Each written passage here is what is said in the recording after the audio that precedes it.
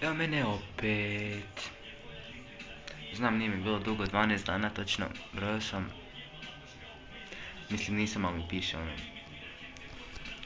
Ja sam sad u pidžami i umoran sam jako. I ne znam zašto, ali eto.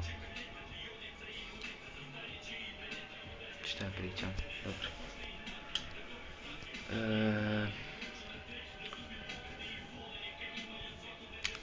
Šta sam ja htio reći? Zašto ja ne snimam više onako redovno koliko sam prije? Moram kemiju ispraviti i matematiku. I to će sve u ponedjeljak, ja se nadam. I vi svi pomolite za mene onako da dobijem 2 iz matematike i 2 iz kemije da ispravim.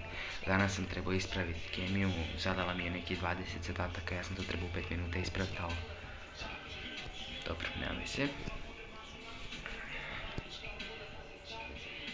Je ta matematika. Danas sam mislio pričati o... Nemam pojma, školu. Meni je najdraži predmet glazbeni. Zašto glazbeni? Zato što je profesor Kralj.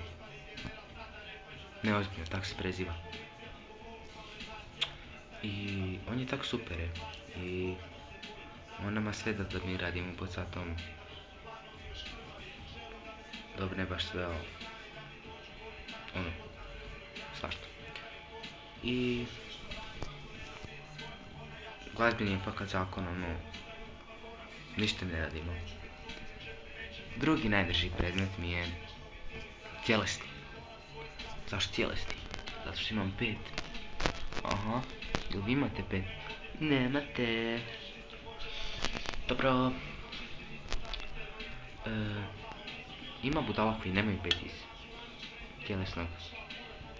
Znam osobno 5-6 ljudi. I to su debili, ono, ne znaju hodat. Onako, blj. Ja ovo snimam u pidžami. Vi stvarno. Aj, bar imam lijepu pidžamu.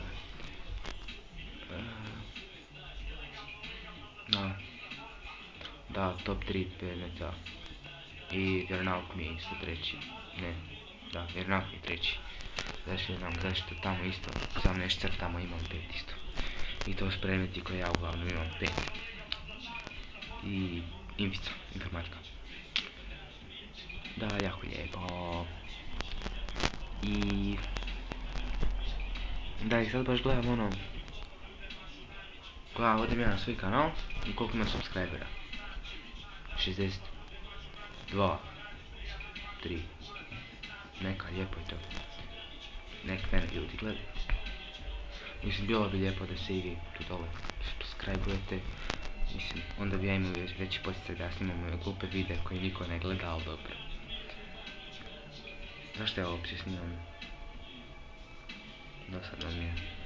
Dobro. I... To je to uglavnom. U komentar isto ostavite koji su vama top 3 najdrža predmeta. I iz čega imate 5, ako vam se da. Mislim, ono, ako me uopće gledate. Bit će 0 komentara. I pusa.